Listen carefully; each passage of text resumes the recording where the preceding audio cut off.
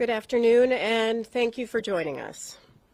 Today, we're issuing our preliminary report of the mid-air collision involving a U.S. Army Sikorsky UH-60 Lima, or Black Hawk, and PSA Airlines doing business as American Airlines Flight 5342 over the Potomac River in Washington, D.C. on January 29th. As a reminder, our preliminary reports are just that. They are preliminary.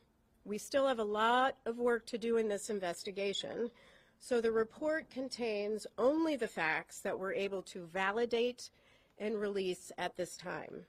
If we still have questions on something, or there's an area that we need to do more investigative work on, we're going to do that work, and that takes time.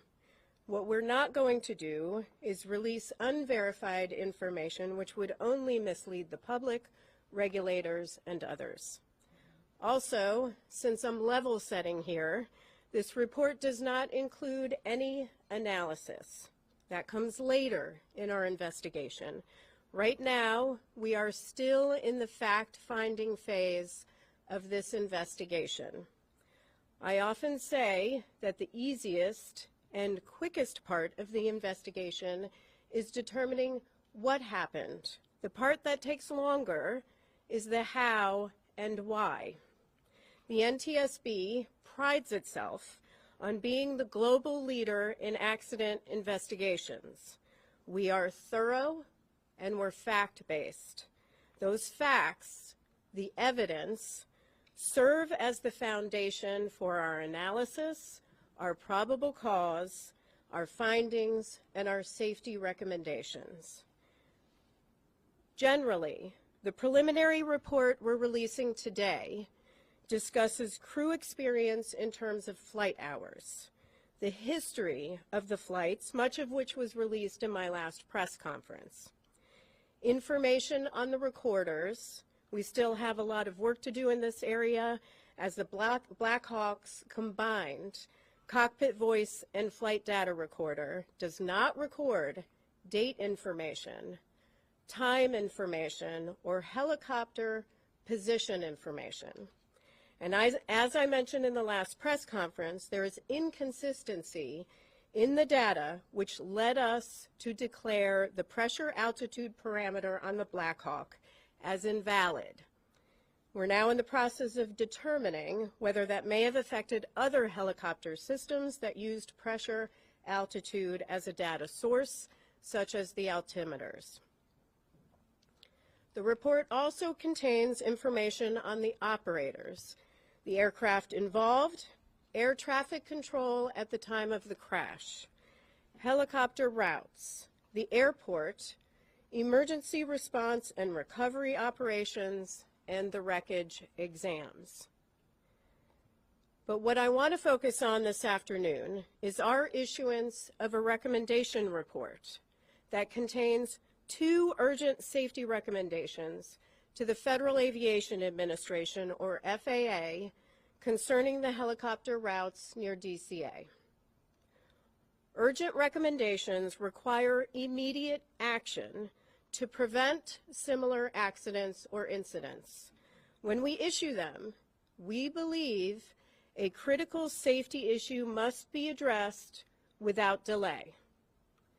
For this investigation, we're reviewing airport operations and prior incidents, including near mid-air collision events. Information gathered from voluntary safety reporting programs and the FAA regarding encounters between helicopters and commercial aircraft near DCA show that from 2011 through 2024, a vast majority of reported events occurred on approach to landing. Initial analysis found that at least one Traffic Alert and Collision Avoidance System, or TCAS, resolution advisory was triggered per month from 2011 through 2024 at DCA due to proximity to a helicopter. TCAS resolution advisories, or RAs, unlike traffic advisories or TAs, are recommended escape maneuvers, for example, climb or descend, level off.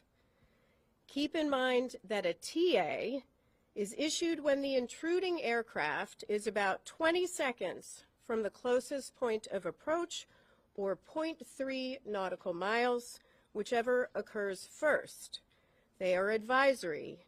RAs indicate a collision threat and require immediate action. In over half of the encounters we reviewed, again from 2011 through 2024, the helicopter may have been above the route altitude restriction. 2/3 of the events occurred at night. We then reviewed commercial operations at DCA and found that between October 2021 and December 2024, there were a total of 944,179 commercial operations at DCA. These are instrument flight rules or IFR departures or arrivals. Again, that number is 944,179 commercial operations at DCA. During that time, again October 2021 through December 2024, there were 15,214 occurrences or close proximity events between commercial airplanes and helicopters in which there was a lateral separation distance of less than 1 nautical mile and vertical separation of less than 400 feet. There were 85 recorded events that involved a lateral separation of less than 1,500 feet and vertical separation of less than 200 feet.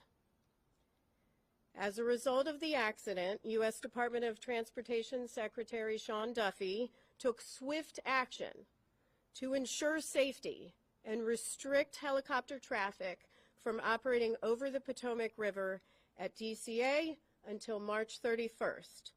And I want to commend him for that and commend the work of the FAA to also take swift action.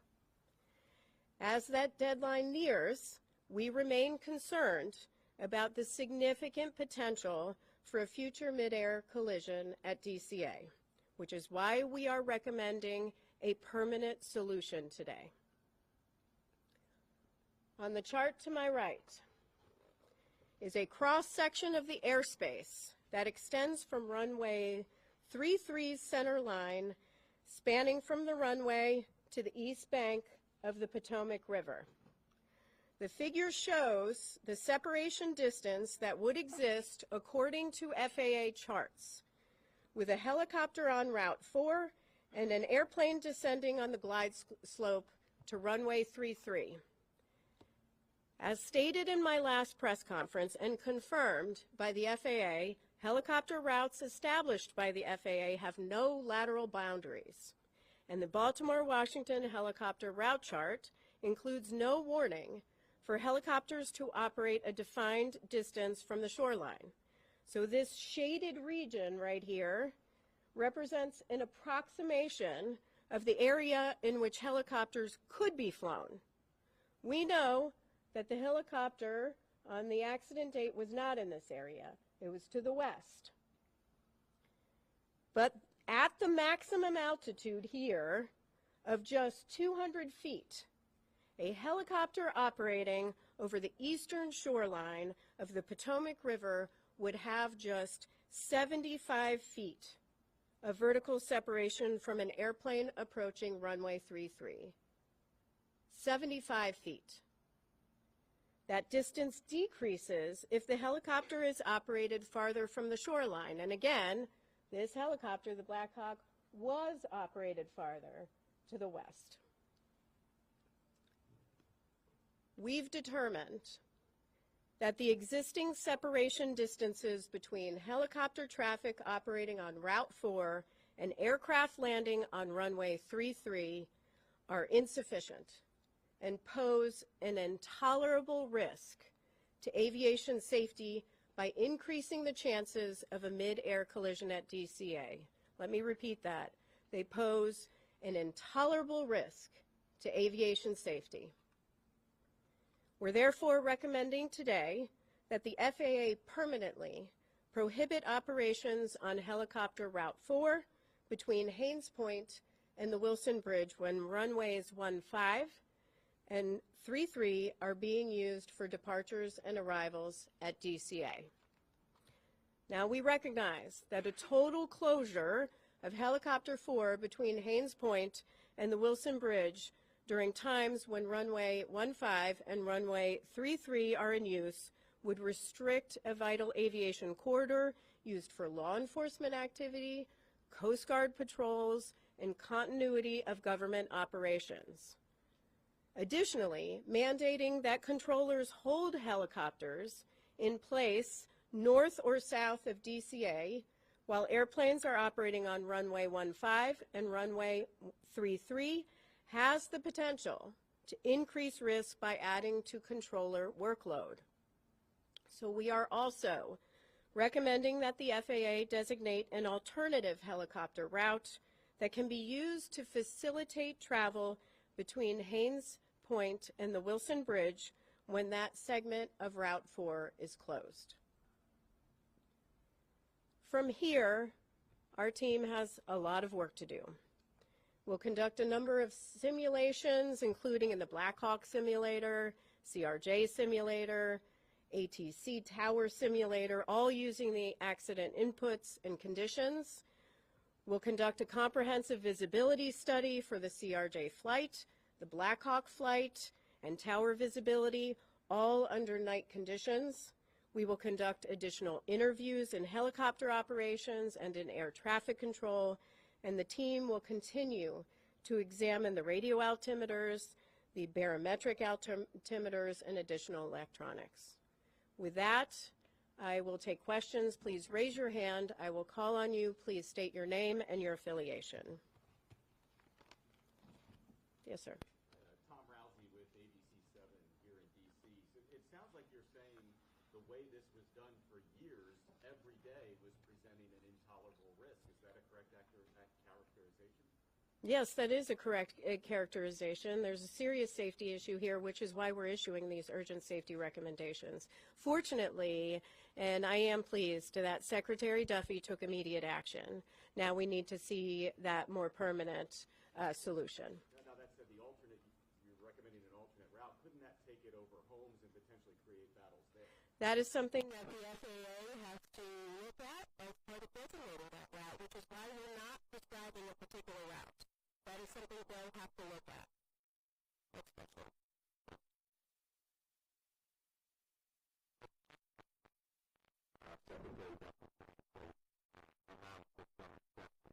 Are you saying today that those exceptions should be removed and no helicopter should be able to fly on that particular route?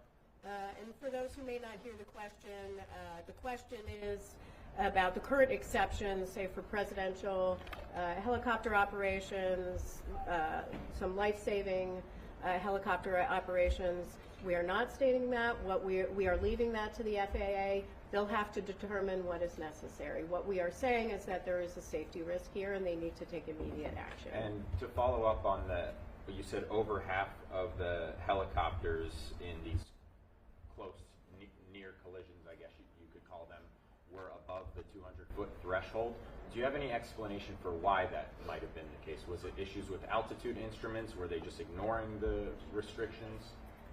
The question is about the half that we believe was over the altitude restriction for the helicopter. We'll look at that as part of our investigation. Thank you. Pete. Please characterize how close a margin of 75 feet is, and then how angry does it make you that it took a fatal crash, the first fatal crash in the United States in decades, for that to expose this issue that was clearly baked into the airspace here? Well, the question is, could I characterize how close 75 feet is and whether this makes me angry? First, 75 feet is very close. That is far too close of a proximity. We have stated it's an intolerable risk to aviation safety. And we have called on DOT, FAA to take action. With respect to how angry it makes me, it does make me angry, but it also makes me feel incredibly devastated for families that are grieving because they lost loved ones. It shouldn't take tragedy like this to occur. Unfortunately, one did, and so we are calling on action, but there clearly were indicators where safety trending could have occurred. Fortunately, we have a secretary in place that is taking safety very seriously, but it shouldn't take a tragedy to require immediate action. Would you call this an oversight, given the proximity of the glide path and the helicopter route? The question is whether I would call this an oversight. I would call it, I mean, it's stronger than an oversight, right? We have, the data we have pulled is from a voluntary safety reporting system that FAA could have used any time. That data from October 2021 through December 2024. They could have used that information any time to determine that we have a trend here and a problem here and looked at that route. That didn't occur. Which is why we're taking action today. But unfortunately, people lost lives and loved ones are grieving. Sir? Yeah, Chair Hamady, Adam Tuss, Channel 4 here in D.C. Have you looked at the frequency of flights at Reagan National Airport, the number of aircraft that are landing day after day, and possibly, could make some recommendations there? Is that something you guys could do? The question is on the number of flights that are landing and departing from DCA and whether we're taking a look at that. Certainly, everything is on the table right now as far as our investigation is concerned, and we will look at that. We're certainly going to look at separation distances between landing and departing aircraft as part of our investigation. That's something we would look at, but that's still to be done. Yes? BBC News, Naomi Iqbal. I wonder if you could tell us, could this have been prevented if there'd been more staffing? The question is, could this been prevented if there was more staffing? I assume you mean in air traffic control. That is part of our investigation and is part of the analysis phase of our investigation. Right now we are collecting facts on air traffic control. In our preliminary report today, we will mention that there were 5 controllers on position. There were 9 there, not in the cab, but in the tower. Some in the break room. We do know that the helicopter and the local position were combined at 3:40 p.m. So we are taking a look at that. We do not have any evidence that anybody left. In fact, the controller came back into rotation around 4:27 p.m. We also know that the flight data position and the clearance delivery positions were also combined for the entire day, which is not abnormal. If I can just follow up, I mean, you're making these recommendations, but you've got the White House and DOJ potentially making cuts, particularly to air traffic controllers. So I wonder how worried, concerned you might be about. The question is about, again, air traffic control staffing and any sort of cuts. I don't want to speak for the Secretary. I believe they have a hiring exemption for air traffic controllers. I see his posts on X daily calling for people to apply for air traffic controller positions. So they are actively hiring. And so, that is something he is doing right now. Yeah. Yes. Hi, Will Guys, Volunteer for him. I'm curious, as a part of your investigation, if you'll be looking into other airspace in the United States where helicopter routes might be jet with, regular traffic into airports or other activities. I think it's why the Millennium Aviation Circle thinks that is the only airspace in the country where there might be a problem there. Yeah, the question is whether we're looking at other airspace where there can be encounters between airplanes and helicopters. That may be part of our investigation. Certainly we've collected the information. I am pleased that FAA has announced that they've already begun looking at other airports across the nation. I would encourage them to continue to do that work. Yes, David. Chair Hamady, two questions for you. One, did the board consider making recommendations to the military to have ADSB out on all helicopter flights in the area? Because we know that that was not operating at the time. And secondly, is it a fair read of these recommendations that it will allow some helicopter traffic that has been previously prohibited, right? So helicopters that are currently not allowed in that area, if flights are only using runway 1, will be able to operate? The last question is about runway 1. Yes, our recommendations are focused on runway 15 and runway 33 and prohibiting that helicopter traffic when those are in operation. We did not address runway 1. That can continue. And your other question on ADSB. We still have a lot of work to do on ADSB. We know that the CRJ had ADSB out. It did not have ADSB in. We do have a lot of work to do with the Black Hawk, not just with this Black Hawk, but we are actually looking fleet-wide at the Black Hawk at ADSB. Number one, we have not been able to rule out that in this helicopter we're looking at whether it was installed correctly, whether it was programmed correctly, whether there was some sort of malfunction, or whether it was turned off. But we're not just leaving that to this helicopter. We're looking at it more broadly to really understand how the Army deals with ADSB. Yes. Leah Brudenbrett, Gray Television. In that 13-year span, we said there was at least one air traffic collision avoidance triggered each month. Can you give some context as to what that national average is like for other large airports or other airports near military operations? The question is on the TCAS alerts that we found at least one every month from 2011 through 2024, and could we characterize that more nationally at other airports? Right now we're focused on DCA. FAA is looking at other airports, and we are pleased with that and encouraging them to do that. We also may look at other airports as part of this investigation. 2 more questions? Yep. We'll count that as one. Okay, thank you. So going back to the collision and evidence, it seems like there's a lot of red flags. Did anybody raise like a red alarm before, or did it just came up because of this incident? And then going back to the controllers and combining, do you have any insight into how often that happens, especially at the Well, with respect to, there's a question on the controllers and how often they combine. I will say the combined positions of flight data and clearance delivery, as we understand it, is pretty normal. With respect to helicopter and local traffic, there are standards that FAA has in place on when they can combine them, and they have to seek certain permissions. But as far as data on how often, that is something we are looking at as part of our investigation. And I'm sorry, your second question was? going back to the 1 a month, that type of thing. Oh. Did anybody raise an alarm, or did it just come up because you did the deep dive? Regarding, did anyone raise alarm regarding the TCAS RAs that went off at least once a month? Here's how I'll answer it.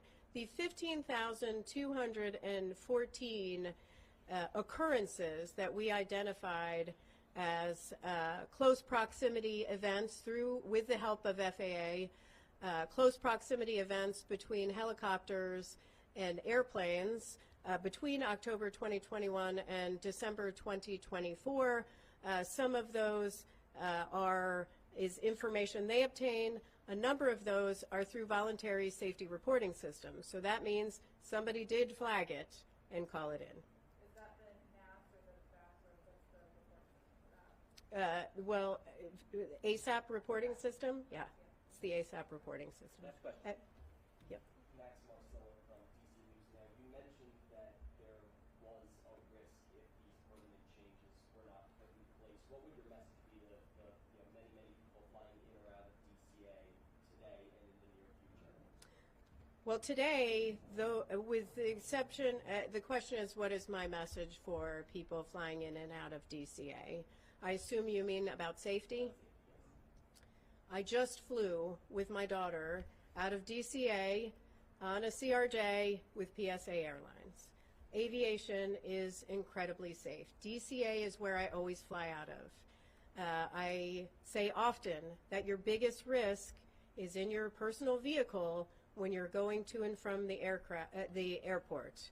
Aviation is safe. However, there are safety issues and areas where we need to improve to make sure that we are at zero. And so that is the role of the NTSB in investigating. This is why we issue urgent safety recommendations. Thank you very much. Thank you very much.